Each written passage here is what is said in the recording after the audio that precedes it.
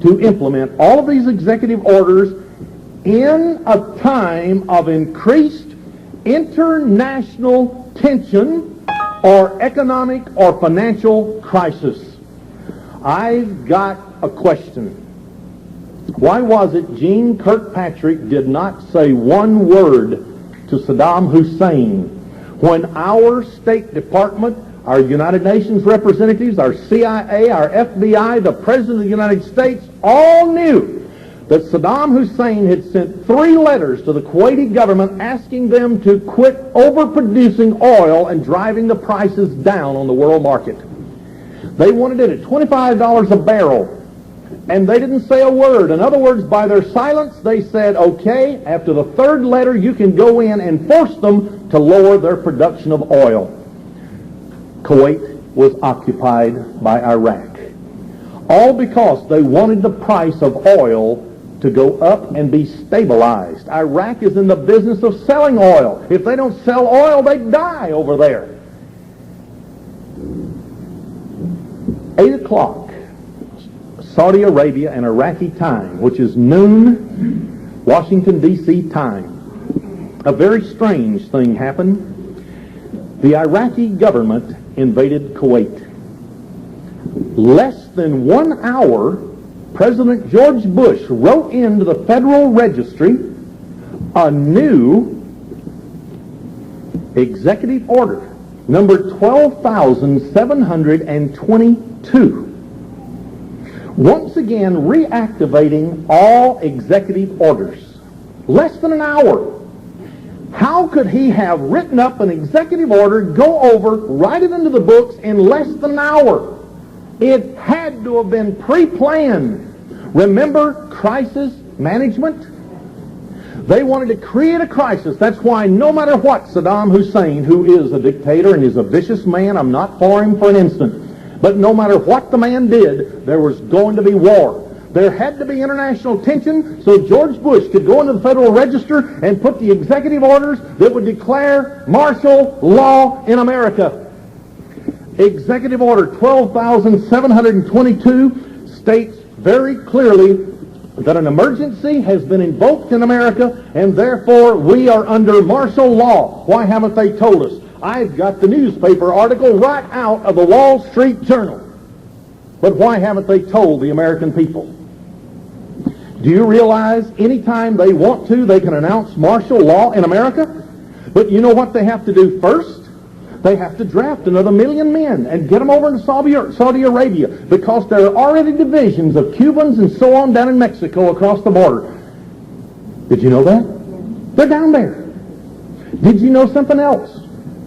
That is, they must get us over and all of our military personnel over into the Middle East so that if, when they announce martial law in America, there will be no National Guards to keep peace in America. And when riots start in the streets, they're already building the United Nations peacekeeping forces in the minds of the people.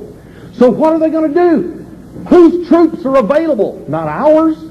They must ask China or Russia to come in and occupy us. Didn't they tell us that in February 15th to the 22nd of 1987 in ABC television series America? They told us what they were going to do. Whether they do it or not, I don't know. It sure looks like it to me. Our own boys wouldn't shoot us down, but a Chinese or communist Russian wouldn't mind if we step out of line. Well, I want to bring this to a close now because I haven't eaten since 3 o'clock yesterday afternoon and probably won't till it's all over tonight. But I want to admonish everyone with something I think that is very important. In Matthew chapter 24, also the parallel chapter in Luke 21, Jesus Christ, the Son of the living God, the only Savior this world has, said that when you see all the events taking place, then know without doubt that it's just around the corner. And he goes on and gives a specific warning.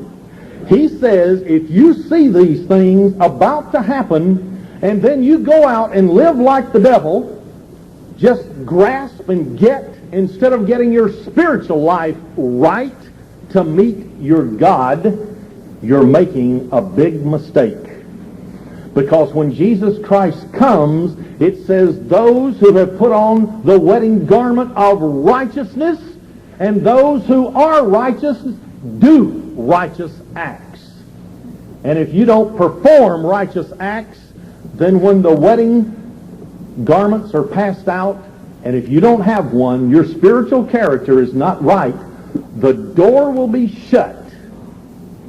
When the door's shut, you will not enter.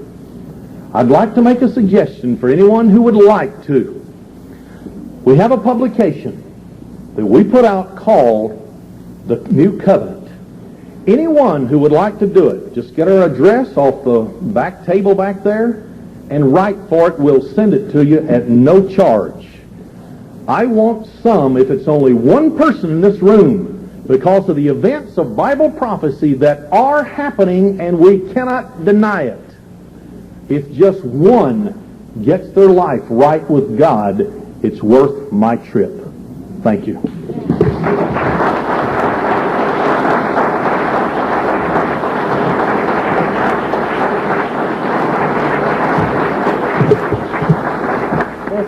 I need just 60 seconds of your time. Give Pastor David time to get back, okay? We're going to take an extra 15 minutes. We're going to start now. We're going to begin the next service instead of 12:30. I'm sorry, 1:30. It will be 1:45. Let me admonish you, those that did not get the tapes, Pastor Dave is offering a 4-tape series that is normally $20 for $15 because the response has been so good. I want to encourage you to pick those up. For those that are hungry, they have a delicatessen back in the lobby area here. Call your friends, and I hope to see you in an hour.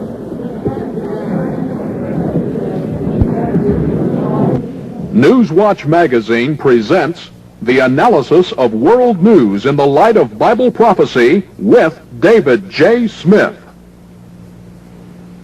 In Ezekiel chapter 38 and 39, it tells of the rise of the end-time Russian Empire. All those who are scholarly and have studied this particular set of scriptures agree that this does refer to Russia and its empire today.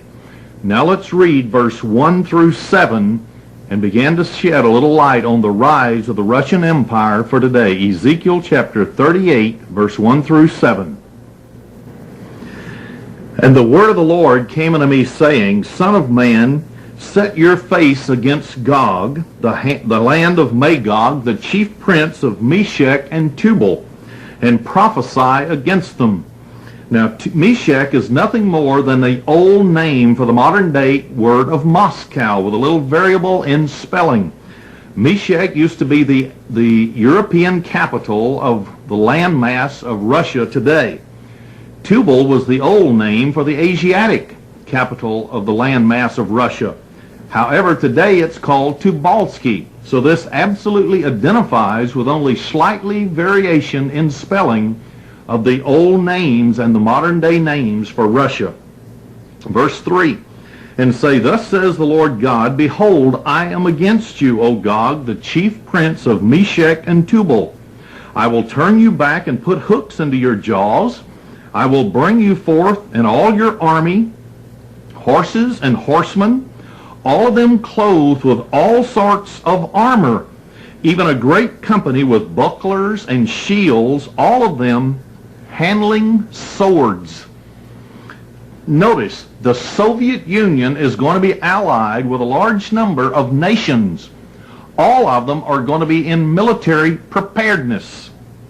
Verse 5 identifies some of those nations.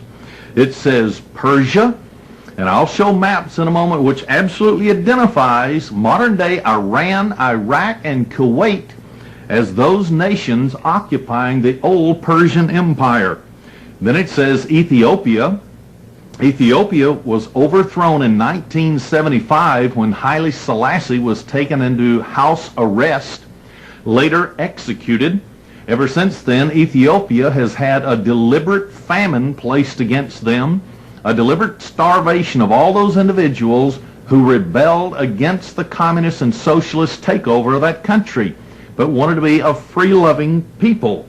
Also, it identifies with Russia, Libya. We know that Gaddafi has had many terrorist camps on his soil in which they use these terrorist camps and those who are trained in them all over Africa, Central and South America, and even up into Mexico. Verse 6, Gomer and all of his bands, the house of Togomar, and the north quarters, and all his bands, and many people with you. So this identifies once again Southeast Asia, all of Central Africa, that included with Ethiopia, with such countries as the Sudan. It has to do with China, Burma, the Philippines, the Indonesian islands. All of these will be allied as a communist horde. Verse 7, be you prepared. So the Soviet Union is going to be militarily prepared. And prepare for yourself, you and all your company that are assembled with you. And be you a guard to them. Notice that it absolutely states, undeniably, that Russia would be the one who would militarily prepare and supply all of their allies.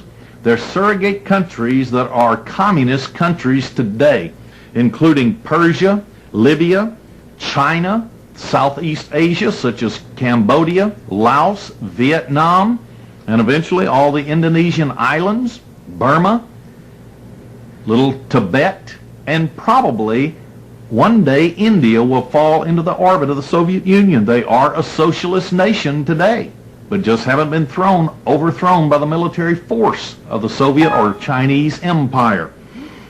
Notice the time setting for this particular prophecy is found in verse 8. After many days you shall be visited in the latter years. You shall come into the land that is brought back from the sword. So they're going to invade little tiny Israel in the Middle East, and more than likely the lost 10 tribes of Israel that have gone into national captivity. Now, what I would like to do will be to let an expert on intelligence and the Soviet strategy for world domination, Mr. Donald McIlvaney, give us in detail that world strategy for domination. Now, Mr. McIlvaney.